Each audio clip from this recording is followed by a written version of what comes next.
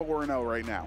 Both players having really strong, keep that moving through one more really difficult opponent. All right, so let's see what happens here. Round 5 of the Louisville Regional Championships. Joey Woodring on the top of your screen. Archaladon Pelipper setting that rain core right from the start, compared to Paul Chua on the bottom of your screen with Incineroar and Amoonguss. Yeah, interesting here.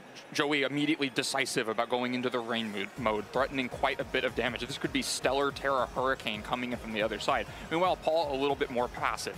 Brings in 2 of his pivoting options, doesn't really show exactly what offense he's threatening. Can try to get a Spore off or parting shot into something, but definitely a different pace set by each player right here from the beginning. And as you mentioned during team preview, Len, it's not necessarily safe. Just because you have the rain up, you want to click Electro Shot, have that 2-turn move activate in 1 turn. It's not safe to do so because Paul potentially could have a 1 with Ninetales in the back, which would set up the hail and turn Electro Shot back into a 2-turn move. But for now, on this turn, Joey will just swap his Pelipper out, anticipating something to switch on Paul's end. So Incineroar will intimidate both of Paul's Pokemon. The fake out goes to Incineroar on the swap, so that is huge because Incineroar is not attacking anyway, and Joey does get to activate the Electro Shot.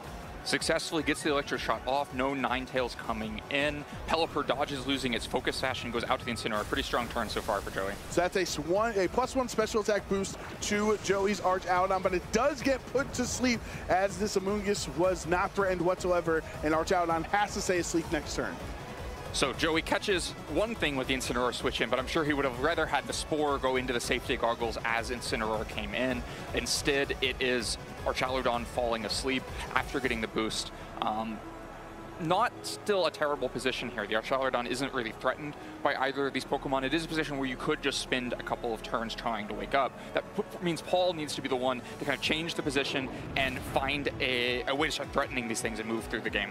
Joey fake outs the opposing Incineroar on the other end, so that will stop a potential parting shot or anything from Paul this turn. But this does allow Amoonguss to just Pollen Puff up his Incineroar on his side. It's going to end up incredibly healthy at this point. It's almost like Incineroar hasn't taken any damage.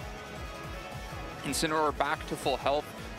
If it can get a parting shot onto Archaladon, that'll undo the Electro Shot in the other way as well. But unlike the Power Herb Archaladon we saw in the last round, this one can continue to just keep using Electro Shot. And so it's harder to keep up with the damage reduction and the special attack reduction if it can get woken up. But for this turn, Archaladon's staying asleep. That will be the 2nd turn of sleep for Archaladon. Knockoff from Joey's Incineroar will knock off that Citrus Berry, meaning Amoonguss won't recover any HP when it drops below 50% HP. The parting shot does land into Archaladon this time around, lowering Archaladon's attack and special attack by 1 stage, bringing that special attack back down to neutral. And, you know, there's only the 5 turns of rain, so the longer this goes, the more turns Joey has to spend trying to wake up. Eventually, rain will stop, and Pelipper will have to come back in to reset it.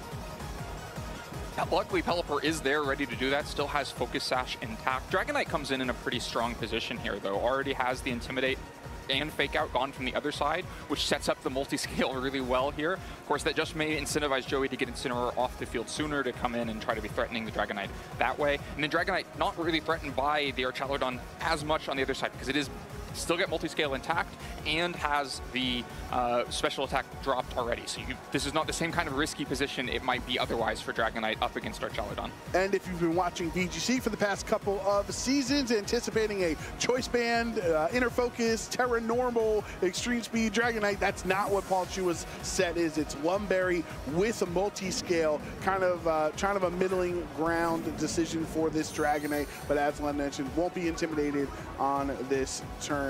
Incineroar does swap into the Amoonguss position, so Paul still has not revealed that 4th Pokemon to Joey, crucially here in this game 1. Low kick goes into Archaladon, which will give it a stamina boost to its defense here, but Joey getting all 3 turns of sleep on his Archaladon, really disastrous. Wanted to wake up and get a boost again from the Electro Shot, won't get that, and this Incineroar will parting shot out to safety. Archaladon gets the full sleep. The Dragonite gets pretty valuable damage into Archaladon, but things still look like they might be headed in Joey's favor. Gets the Incineroar back off the field after dropping Dragonite's attack 1 stage. That means, of course, that Incineroar can come in and reduce Dragonite's attack even further. Archaladon has gotten a defense boost. So that while that first low kick looked really big, a second low kick might actually look very small, which is going to put the onus for something else to do the damage to Archaladon, but that's not going to be Incineroar and Amoonguss either. So going to be down to most likely Paul's fourth Pokemon to find a way to start getting through this Archaludon, unless Dragonite can get out, get away from attack boost, and then kind of reset that way. And at least at that point, if on Paul's end, if he can get the Archaludon low enough, even with all the special, or excuse me, the defense boost from Stamina, if you hit it with, say, a special attacker that's really fast, you'd be able to chip it down and get the KO. Meanwhile, Archaludon's damage is unlocked. It cannot sleep through one more turn. The Dragonite is looking a little bit more vulnerable now. Dragonite does swap here for Paul, so we'll be into the Amoonguss or that fourth to be revealed Pokemon. We have the benefit of knowing it is a Alolan Ninetales, but Joey does not have that information revealed yet. Archaludon finally waking up, as it is guaranteed to do so. Does not click Electro Shot. Instead, will Dragon Pulse into the Amoonguss switch in. There's the Ice Beam follow-up. Super effective for the KO. Critical hit. Amoonguss is down. Probably a critical hit that mattered. Joey there, and probably not reading Amoonguss coming in, but just searching for the damage against Dragonite. Dragon Pulse plus Ice Beam would have been enough to pick up the KO on Dragonite. Instead, with the critical hit, it's enough damage to pick up the KO on Amoonguss. And that starts to simplify the game in Joey's favor. One less tool to be pivoting around, getting out of these Intimidates, trying to win the Weather War. There's a lot of reasons that Paul wants to switch in and out, and that's harder to do when you're down to 3 Pokemon. In a lot of these matchups that are going to go slowly, have so much pivoting, the first Pokemon person to lose a Pokemon is at such a big disadvantage. And in this case, Joey's done it at pretty low cost. It's not like massive damage has built up on Joey's side of the field. It's just that 40% to Archaludon and a bunch of turns spent sleeping, but that's all in the past now. I do wonder on Joey's end, which do you value more? Do you value the Intimidate on a potential Incineroar switch in onto this multi-scale Dragonite so it does less damage? Or do you get the Rain so from Pelipper on the switch in to immediately activate the Electro Shot? I think that's a really difficult decision as well, right? Because even if Pelipper comes in and gets the Rain, you might still take a Blizzard that's going to do a lot of damage to Pelipper. It wouldn't be that surprising if then Dragonite also is going out on the offensive. You just lost Pelipper on that turn, which could, you know, maybe that's okay because Amoonguss is now gone. You don't have to try to preserve it to make sure you can get a Hurricane in the future, and so it's something you can be more risky with. But Incineroar, always something that's really easy to just switch in. You don't care as much about its health bar, and it will take these attacks pretty well. Right, and it resists the Blizzard, crucially here from this Alolan Ninetales. That's choice specs damage into the Incineroar, not doing a lot. Archaludon takes that pretty well, of course. Low kick follow-up, though, because of the prior stamina boost, it will be able to hang on in the red, just barely, and can respond with the Flash Cannon. No Focus Sash on Ninetales. That's a one-hit KO. Really a crucial turn. It took the Intimidate, it took the 2 stamina boosts, 1 from the low kick and 1 from the Blizzard, to make sure that that relatively low base power low kick into Archaludon isn't enough damage to pick up the KO and gets the really important Flash Cannon, because now it's further simplified. Paul down to just 2 Pokemon. There is no pivoting left. And Paul sees the writing on the wall with no pivoting left. Has to just concede this game. Dragonite was going to get its attack stats slowly whittled down, and Porygon 2 was going to be so difficult to deal with. If you're getting these 2 Pokemon intimidated a bunch, then how do you ever deal with the Porygon 2? It's just, you know, an Ice Beam or 2 away from starting to clean the game up. Yeah, I mean, Joey is able to endure the 3 turns of sleep. A lot of the times that might be very difficult for you if your most important Pokemon is standby Ice Beam. All right, well, I'll Terastallize into a Water type. Well, now you're weak to Electro Shot, right? So it feels like Joey has Amoonguss's name kind of in this matchup. We'll see how it plays out in Game 2, if Paul Chua can force a Game 3, or if Joey will win 2-0 for his first time on stream. We get the adjustment from Paul that I asked for. Garchomp's on the field and is immediately in its worst case scenario. This is probably why Paul didn't want to bring it in Game 1, because it immediately gets intimidated. Is facing an Ice Beam from the Porygon on the other side, can threaten a bunch of damage into that Incineroar, but that could also just be a Pelipper at any moment. And so yeah, a rough start for Garchomp here.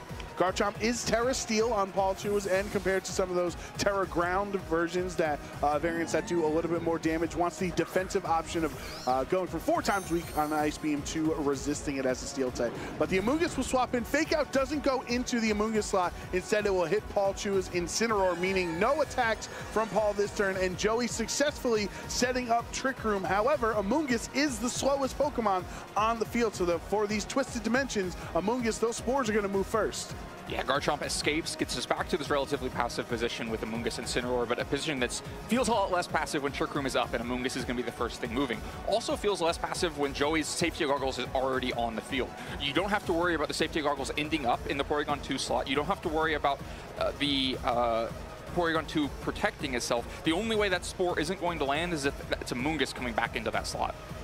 So with the Porygon and Incineroar on Joey's end, Incineroar at least is protected from Spore thanks to its safety goggles held item. However, Porygon 2 is not. That Eviolate does not keep you from being put to sleep, meaning Joey will have to take this first turn of sleep on Porygon here. Paul is able to parting shot the opposing Incineroar on the other end. We'll see if Joey is just going to follow suit as well, as that's pretty much always the best switching move. And we know that fourth Pokemon have the advantage of seeing on Paul's end is that Alolan Ninetales for later. You know, potentially once Trick Room expires, you bring it back out and it's a super fast Pokemon. Absolutely, and it would have felt pretty necessary for beating the Archaludon, right? It did a bunch of the damage. The last time, you can imagine if you're, you know, plan A is a Garchomp attack, you have to worry about a Grass Terrestrialization, so Ninetales can help clean that up. But that might just show the value of Joey's kind of split team here, right? If this isn't even Archaludon at all, and so many of Paul's decisions in Team Preview were based around trying to beat Archaludon, and instead you're just fighting Porygon 2 and Ursaluna for a big chunk of this game, then it's going to feel a lot worse, those decisions. Now you have to know your enemy, and if you're so focused on Archaludon, or your opponent's so focused on it, then maybe you just don't even bring it to the matchup. But Porygon 2 wakes up on this turn with an Ice Beam, no critical hit this time. It will do a little bit less damage. Here is the parting shot from Joey's Incineroar, lowering the attack of Garchomp on the switch in here. Porygon 2 could have just had an Ice Beam into Garchomp on that turn, but based on the targeting, you can see Joey's thoughts. This Spore is a problem while you're in Trick Room, and just trying to get damage onto a Mungus is really valuable. And meanwhile, Garchomp, especially if you get the parting shot into it, isn't too huge of a damage threat, but it actually is still the Archaludon. Even with Trick Room going up, Archaludon is coming out of the back into what was already an Incineroar, so that Stomping Tantrum is going to do a lot of damage. Thanks to the Intimidate, it's not, or the parting shot is not looking like a 2-hit KO, but still not a bad turn for Paul. Yeah, that is a lot of damage considering the Archaludon. It didn't get set up yet. That's only one stamina boost to it. So you'd imagine you follow up with the Stomping Tantrum on the next turn, you're going to bring Archaludon down very low. And this is different than the last set we saw with, you know, Life Dew and Hospitality as well to bring that health up. This Archaludon, if it gets low, it's staying low. Yeah, there's Pollen Puff could be the fourth Pokemon. That's the Pollen Puff from a Mungus. If a Mungus were the fourth Pokemon, is the only way that Archaludon could heal. In the meantime, the Amoonguss is a pretty dangerous threat here. When moving first could Spore either of these slots, but unlike the last time when the Spore successfully landed into Porygon, now Incineroar is lurking in the back. That safety goggles could come in into either slot, block a Spore, and intimidate Garchomp again. So Paul rather just to get the Regenerator, get Amoonguss back, and not try to play a guessing game of where it's safe to Spore right now. Yeah, that's what makes Paul such a great player. He doesn't want to opt into those mind games of where does Incineroar come onto the field. If I try to Spore one of the slots, and the answer is Incineroar also could not switch in sometimes, which is how Joey plays this turn out. Garchomp will protect itself from this Porygon 2 Ice Beam. That would have been disastrous to take that 4-time super effective attack, so you will be fine. Dragon Pulse from Archaludon into Incineroar does hardly any damage. Really so little damage into the Incineroar on the other side. Paul doesn't mind that turn. Now has Fake Out pressure, could try to get Garchomp through a turn here, but of course Garchomp just so threatened by Ice Beam and Dragon Pulse on the other side. See that the Alolan Ninetales is the fourth Pokemon. Paul trying to decide when is the perfect time to break that out. Archaludon is already down to, you know, just a little bit over 50% HP remaining, but this Porygon 2 is still at full HP, so even if Trick Room expires, if you don't deal with the Porygon 2, you can just reset up the Trick Room again. Yeah, it's looking like Porygon 2 will just be at full health when this Trick Room expires. Paul could try to make a play to get a Mungus on the field. Spore is one way to prevent Trick Room because of its negative priority. You could also try to get the Ninetales on the field to be threatening damage as Trick Room expires, but for now, Porygon 2 just out into the back. Incineroar is going to come in, get a pretty valuable Intimidate into both of these Pokemon. Yeah, Paul has two physical attackers on the field right now, so according to Joey's calculations, you just swap Incineroar in to intimidate both of those Pokemon, lowering their attack by one stage. Now the Garchomp will swap into Amoonguss. Amoonguss is even healthier now than it was thanks to that Regenerator ability, helping it recover HP when it swapped out. Paul Chua with the technically double swap after this parting shot will connect, and he can bring his Garchomp back in safely to the other slots. The only attack this turn is going to be from an Archaludon. We did see it click Dragon Pulse last time around, but instead it's Body Press into a Poison type for no damage. Really strong turn from Paul there to reposition this field into a pretty big damage threat. Garchomp shifts from the right to the left, but also dodges -2 attack in the meantime. Of course, the fake out pressure from Joey is pretty meaningful here. You have to worry about fake out into Garchomp plus Dragon Pulse, right? It's not so easy to go out on the offense. Of course, Amoonguss has to worry that it could take a Flare Blitz from the other side, might be low enough to make that a serious threat. So a little bit of a volatile position here. Neither player probably has a perfectly safe move, and so you have to think about what risks you will accept, what Pokemon are maybe more disposable than others. Of course, Joey also still has that Porygon 2 at full health in the back. Really hard to see how that doesn't get a Trick Room when it wants to get a Trick Room, unless it's the Amoonguss suppressing it. Incineroar on Joey's end will swap out here into the Pelipper. Joey revealing Pelipper was the 4th Pokemon, and that was one thing I think really fascinating about this game was that Joey was waiting so long, as Paul has still not revealed the Alolan Ninetales, to reveal that Weather Setter. But Joey thinks it's the perfect time now, as he can terrestrialize his Archaludon into a Grass type, make it immune to the Spore on Amoonguss's end, and with the Rain, you do have access to the Electro Shot being 1 turn now. Stomping Tantrum misses on the Pelipper as a flying type, does no damage. Dragon Pulse, though, brings Garchomp down to 8 HP, and the Spore will not hit into the newly found Grass type Archaludon. Very strong defensive turn from Joey there, dodges the attacks all over that could have been a Spore into Pelipper. It could have been a bunch of damage into Archaludon, but maybe also fell for Paul's bait here. Like you mentioned, Paul has been waiting so long to show that 4th Pokemon, and it is the Ninetales. And so now that Archaludon has gone Grass type, it's weak to Blizzard out of the back. The Rain has been set. You know, I'm not sure Paul would have hated if Garchomp just went down there to give Ninetales a free way in. Instead, Garchomp's going to need to attack for a turn, KO itself with Life Orb. But yeah, the Terrestrialization being spent to create an ice weakness could come back and hurt Joey in the long run. But of course, Porygon 2, Incineroar a little bit less threatened by Blizzard. All right, Paul will bring Incineroar onto the Amoonguss position here. This 8 HP Garchomp probably not going to be able to stick around more than this turn since you get target down. So might as well go for a Dragon Claw on the way out, breaking Pelipper's Focus Sash. Go out on your own turns from your own Life Orb on the Garchomp, taking that 10% recoil, meaning this Hurricane has to hit into Incineroar, bringing it down pretty low there, but this is a resisted Flash Cannon, so Incineroar hangs on in the red. I think Paul gets away with one there. Incineroar could have easily gone down to maybe even Dragon Pulse, but definitely to Body Press alongside that Hurricane. But Joey fishing for Ninetales to be coming into that slot and probably didn't trust that Body Press plus Hurricane could pick up the KO or Hurricane could miss. And so instead Incineroar stays around. That could be pretty important because it gives those pivoting options stay there. As soon as you're down to 2 Pokemon on a team like Paul's, is so much more difficult to play. And now Ninetales has found its way onto the field. It's threatening so much damage against both of these Pokemon. The Focus Sash being broken really means that Pelipper needs to flee out to the back. It also needs to try to regain control of the weather. Both Pokemon in the back don't mind taking this Blizzard, though. I think that's going to be the key to Paul's strategy here. So like these 2 that are in front of you, these are vulnerable to Blizzard. It's clear how you beat these Pokemon. But where do you ever find the damage against the Porygon 2, against the Incineroar, especially once you lock into a move with Ninetales? If it does lock into an Ice move, it's not going to be able to just go into Moonblast instead and start dealing with this Incineroar that way.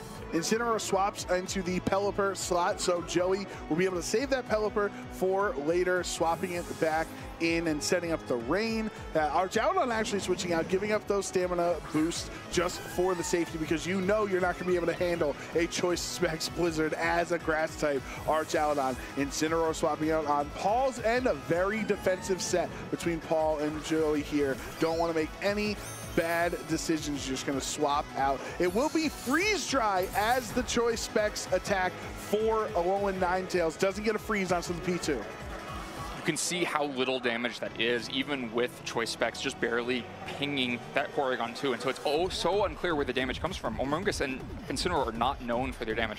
I think another way to look at these kinds of slow pivoting defensive games is just to compare the Incineroar's health, to see who's ahead, who has more Incineroar pivots left in the tank, and this time the discrepancy is huge. Paul's Incineroar are going to go down to probably the next thing that touches it. Joey still looks so healthy, like it's going to just 1v3 the rest of of these Pokemon if given the chance. Right, and it's you know, pretty much, it's full HP there. There's a grass type on the other end. There's an ice type as well as a fire type Incineroar. So Joey's not really threatened too much, or at all, I should say, from any type of super effective damage remaining on Paul's side. That Flare Blitz will go into the Amoonguss, doing a lot of damage. Terra Blast from Porygon, a normal type that likes using Terra Blast even without Terastallizing, picks up the KO, and Paul down to his last two Pokemon. That means Ninetales has to come in. This Pollen Puff is going to fail also, so it doesn't even heal up his teammate. Ninetales has to switch in here, which means Joey permanently wins the weather battle. Well, we talked about Incineroar health as a measuring stick between two teams in a match like this. Paul saw one way to try to catch back up, at least in that measuring stick. Went for the Pollen Puff, but doesn't get it. And you can see how far ahead Joey was because of the bad position Ninetales was in. It wasn't a threat at all. Joey didn't have to respect its offense, which meant that he had the damage to threaten the KO in either slot. If that had been Flare Blitz plus Ice Beam, Amoonguss would have just gone down. You don't have to worry about Spore, you don't have to worry about Pollen Puff that way. Instead, it's the Terra Blast into the other slot, picks up a KO there, but things will just continue to simplify from here. Now the pivoting is done. The Amoonguss is not going to get the Urge Generator. There's no more Intimidates. There's no more Weather War, so Paul is finished.